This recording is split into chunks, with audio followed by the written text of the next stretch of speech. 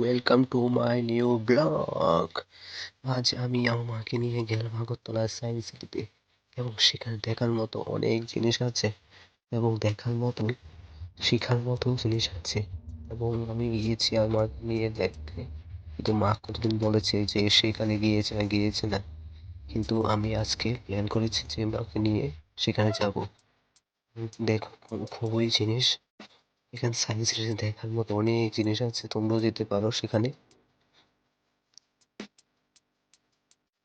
হয় পৃথিবীটা যেমন গোল গোল করছে এবং কত আর্কিটেকচার আছে, তোমরা যেতে পারো। ওই দেখার জিনিস আছে এবং শেখারও জিনিস আছে সেখানে। এবং এখানে গিয়ে দেখি আমি গেলিও বুক এবং অনেক জিনিস আছে, যেমন পৃথিবীর বুকে যেমন কত আদিমকালের জিনিস আছে এবং সায়েন্সের তো তোমরা জানোই। এবং দেখি এই দেখো আমাদের সোলার সিস্টেম দেখে তো আমি পুরো অবাক। তাই আমি বুঝেছি যে এইভাবে আমাদের পৃথিবীটা ঘুরে। এবং অনেক সময় দেখা হলো যে একজন মাথার উপর টুপি দিয়ে আসছে এবং কত লোকজন এসেছে এবং এখানে, এবং এটা হলো আমাদের সেই পৃথিবী।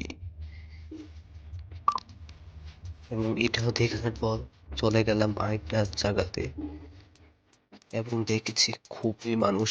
এবং আমরা যেদিন গিয়েছি এরপর চলে গেলাম আগরতলায় রাতে, এ না করে চলে গেলাম আগরতলায় রাজবাড়িতে।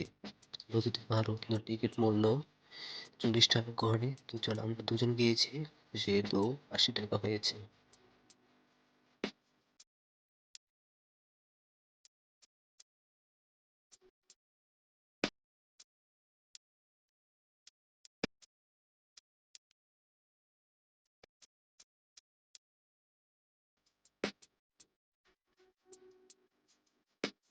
এটা হলো আগরতলা সায়েন্স সিটির বাইরের দৃশ্য, খুবই সুন্দর, খুবই মনোরমা লাগছে এবং দুনিয়ার স্টুডেন্ট এসেছে, প্রচুর স্টুডেন্ট। সেখানে দেরি না করে চলে গেলাম ভিতরে।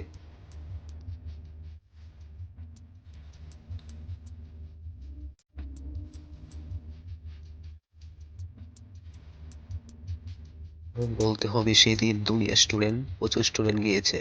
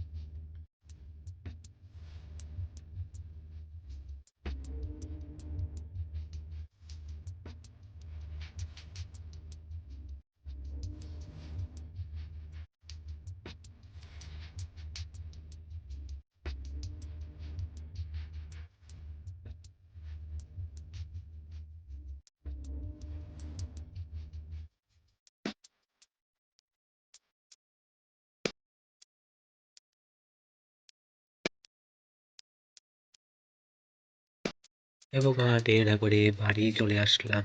এবং কেমন হলো ব্লগটা বলে দিও বন্ধুরা, এবং এখানেই শেষ কল।